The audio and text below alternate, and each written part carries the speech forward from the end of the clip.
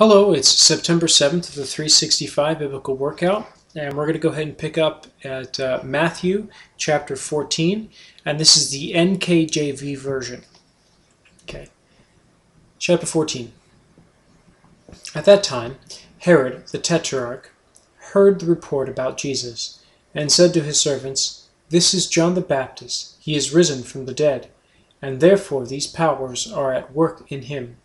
For Herod had laid hold of John, and bound him, and put him in prison for the sake of Herodias, his brother Philip's wife, because John had said to him, "It is not lawful for you to have her." And although he wanted to put him to death, he feared the multitude, because they counted him as a prophet.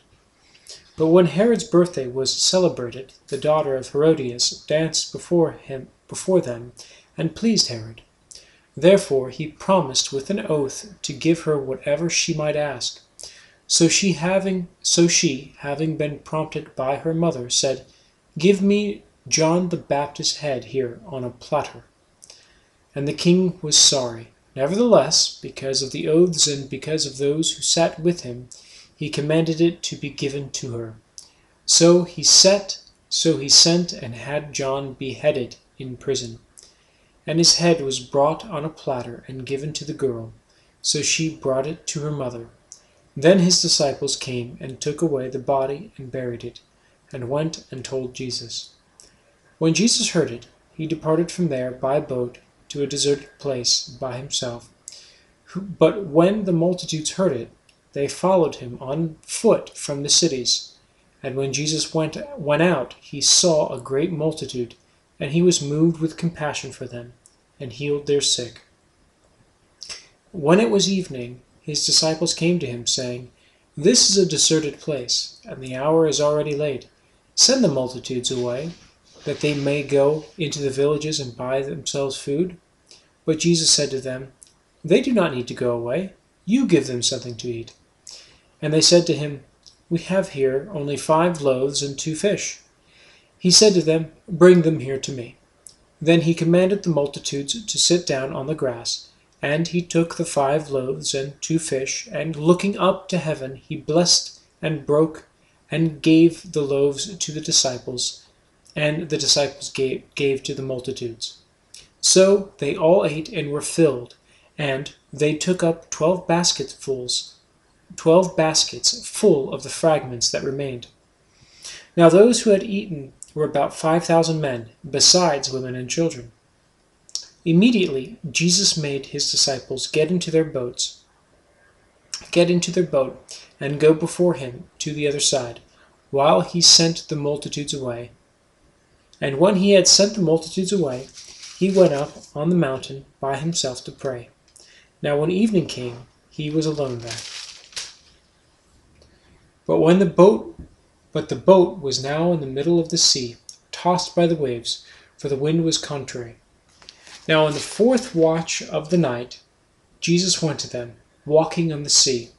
And when the disciples saw him walking on the sea, they were troubled, saying, "It is a ghost!" And they cried out for fear. But immediately Jesus spoke to them, saying, "Be of good cheer, it is I. Do not be afraid." And Peter answered him and said, "Lord, if it is you, command me to come to you on the water."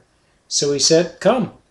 And when Peter had come down out of the boat, he walked in the water to go to Jesus. But when he saw that the wind was boisterous, he was afraid and began to sink. He cried out, saying, "Lord, save me!"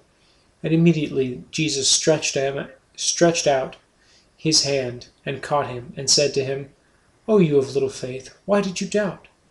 But when they got into the boat, the wind ceased.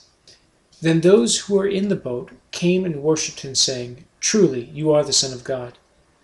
When they had crossed over, they came to the land of Gennesaret.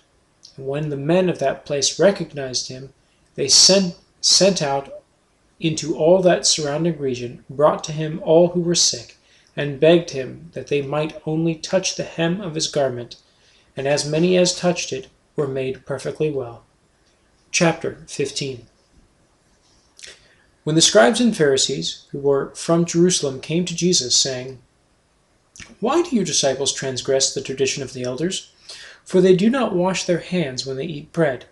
And he answered and said to them, Why do you also transgress the commandment of God because of your tradition? For God commanded, saying, Honor your father and your mother. And he who curses father or mother, let him be put to death. But you say, Whoever says to his father or mother, Whatever profit you might have received from me is a gift to God, then he need not honor his father or mother. Thus you have made the commandment of God of no effect by your tradition. Hypocrites! Well did Isaiah prophesy about you, saying, These people draw near to me with their mouth, and honor me with their lips, but their heart is far from me, and in vain they worship me, teaching as doctrines the commandments of men. When he had called the multitude to himself, he said to them, Hear and understand. Not what goes into the mouth defiles a man, but what comes out of the mouth defiles. What comes out of the mouth, this defiles a man. Then his disciples came and said to him, Do you know that the Pharisees were offended when they heard this saying? But he answered and said, Every plant which my heavenly Father has not planted will be uprooted. Let them alone. They are blind leaders of the blind, and if the blind leads the blind, both will fall into a ditch. Then Peter answered and said to him, Explain this parable to us. So Jesus said, Are you also still without understanding? Do you not yet understand that whatever enters the mouth and goes into the stomach is eliminated?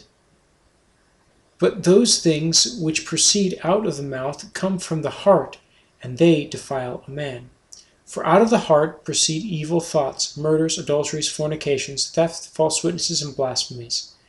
These are the things which defile a man, but to eat with unwashed hands does not defile a man. Then Jesus went out from there, and departed to the region of Tyre and Sidon. And behold, a woman of Canaan came from that region, and cried out to him, saying, Have mercy on me, O Lord, Son of David. My daughter is severely demon-possessed. But he answered her not a word, and his disciples came and urged him, saying, Send her away, for she cries out after us. But he answered and said, I was not sent except to the lost sheep of the house of Israel. Then she came and worshipped him, saying, Lord, help me. But he answered and said, It is not good to take the children's bread and throw it to the little dogs. And she said, Yes, Lord, yet even the little dogs eat the crumbs which fall from their master's table. Then Jesus answered and said to her, O woman, great is your faith, let it be to you as you desire.